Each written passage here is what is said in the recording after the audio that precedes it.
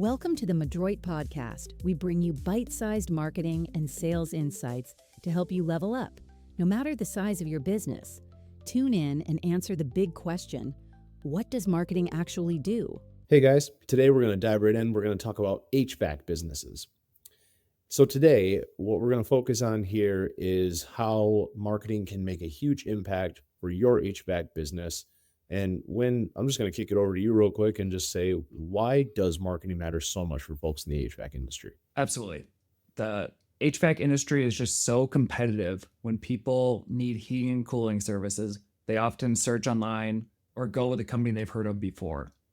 If your business isn't actively marketing itself, you're missing out on potential client. A strong marketing strategy helps HVAC companies build trust, increase visibility, and ensure that when someone's AC goes out or their heating goes out, that your name is the first one they think of. So Jordan, how can an HVAC business build awareness and credibility? Yeah, I think that makes a lot of sense. And I think what we're highlighting there is your online presence, right? And how do you go about building that awareness and that credibility so they do think of you first? First and foremost, I think, is a website, right? You have to have a professional website that is easy to navigate. The service descriptions, they should be very clear and concise, and making sure that your contact information is readily available so you can reduce the friction. Next thing we'll just hop right into is local SEO and SEO as a whole. So search engine optimization, be that on a widespread scale or a more local scale. People are going to be searching for HVAC services or repair near me, or the best AC service, and everybody in their brother, sister, mother, cousin is going to have their hand up saying, that's us. So if your strategy is in tune with the things that you want to convey to your audience, then it's going to be you that is showing at the top of those search results. So through keyword-rich content and highlighting those relevant keywords for your audience, that's what's going to deliver. What are some of the things that can enhance your online reputation, Lynn? Yeah, leveraging customer reviews, client reviews, getting referrals. Like, you need to have a business that can do those things, right? And then to ask and receive those things online, it just bodes so well for your marketing campaigns and efforts. Educating your potential clients, right? Like, is so important to build trust, build authority, helping them with tips to save on electricity costs, being efficient, HVAC maintenance, things that they may do on their own, you might not even help with, but you're building that trust, you're helping them, and it just keeps potential customers engaged and in a spot where when they do need you, you are the default. Yeah, 100%. I think too, if we talk about acquisition, right? Everybody wants to talk about new customer acquisition or client acquisition. One of the things that we just highlighted there, but one of the things that's most important to do is optimize for local SEO. Your Google business profile is something that needs to be fully optimized and updated regularly so that all of your information is being cast out to everybody who may be searching for your services or who may not have a need right now, but they're looking to do some research. So they're able to find you, get familiar with you, and ultimately call you when they do have that need. Another one, pay-per-click advertising.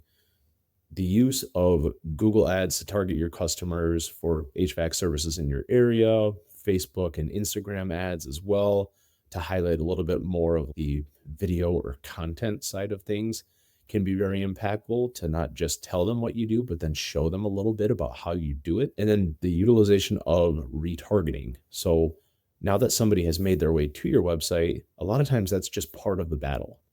The use of retargeting makes sure that they come back and that they actually finish what they started, by sticking with them through display or sticking with them through your social media feed, but it keeps you top of mind. So now, doing my research in March, but man, now my AC needs a tune-up come May when I'm turning it on. This is obviously here in Michigan, but I think that helps me stay top of mind with my customers when it's crunch time, when they need me most. So I think those are some of the key aspects. Fun one that I just thought of too, as we did an entire episode on this at one point, but email. Email marketing is something underutilized, and then SMS attached to that. So for things like seasonal reminders, right? You can provide exclusive deals for your customers, repeat customers, right? Like, you're already a customer once, let us reward you for coming back. And things like automated follow-ups to let your customers know when you're going to be there, when you're coming, what to look for. And I think those are some of the key factors that come into it. Anything else come to mind? A few things. I think we'll get to some of those in the what section of what we're talking about. So excited to dive into those. Okay, so with that, what are some of the things that you see that are some of the best ways to acquire new customers in the HVAC industry? Absolutely. There's a lot of cool things here, right? Like we're in the space all the time, so we see it. But optimizing your local SEO, your Google Business Profile, you mentioned it earlier, localized keywords, really engaging in your Google Business Profile, building citations, part of the local SEO, reputation is a huge part of that, right? But it's really about engaging in it at this point. 5 years ago, set and forget it, right? Let the leads Right. come in. Now to stay at the top of the list about it, optimizing it and engaging with it. You mentioned pay-per-click earlier. Huge area of opportunity because there are certain times of the year where services are going to be in a high demand.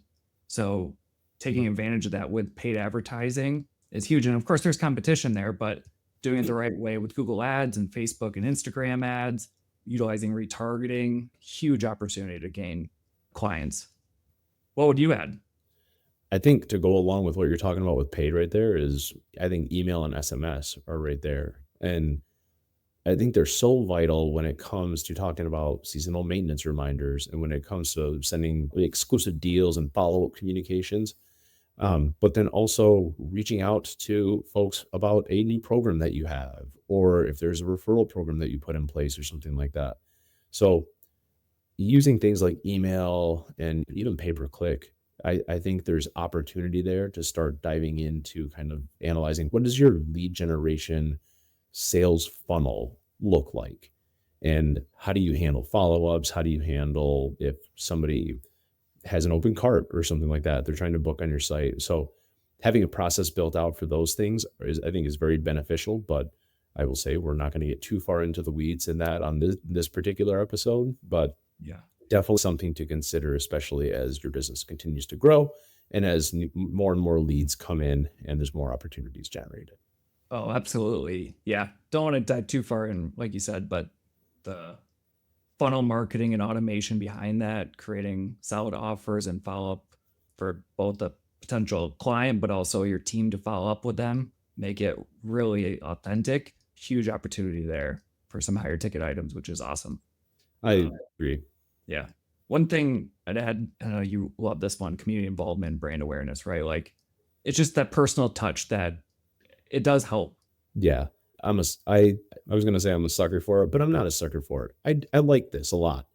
You're involved in the community, showing a willingness to be engaged and connect with the folks that you're going to be potentially in their homes or in their businesses. It helps them generate that familiar feeling with you before they've ever worked with you. Or if they have worked with you in the past, then all the more likely they are to sing your praises or introduce you to new people. Everybody loves referrals. Haven't met somebody who doesn't.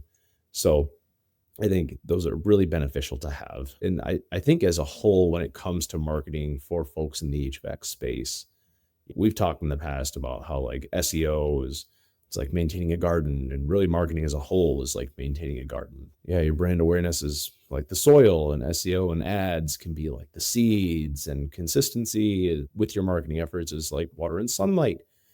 And so many other things can act as like fertilizer. But I think the one part that we really want to hit on is just a very simple thing that I heard earlier.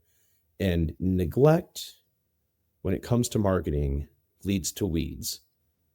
And if you ignore the weeds, your competition will take over, right? If you're not tending to the garden, if you're not taking care of the plants and the flowers, weeds will seep in, they will take over, and they will leave you with not much left.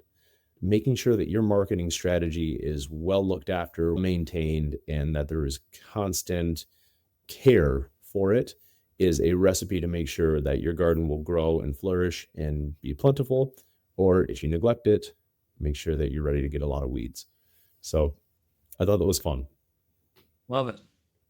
So again, guys, just to take it home here, like marketing is not a one-time effort. It's not designed to be this day and age.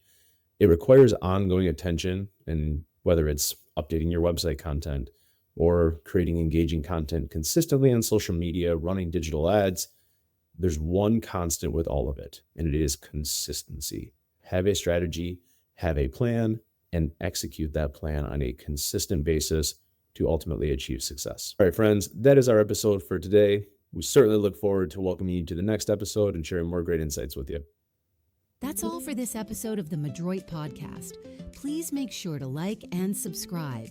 If you have any questions that you want us to talk about on the pod or want to get in touch with us, please visit madroitmarketing.com/podcast. Thanks for listening.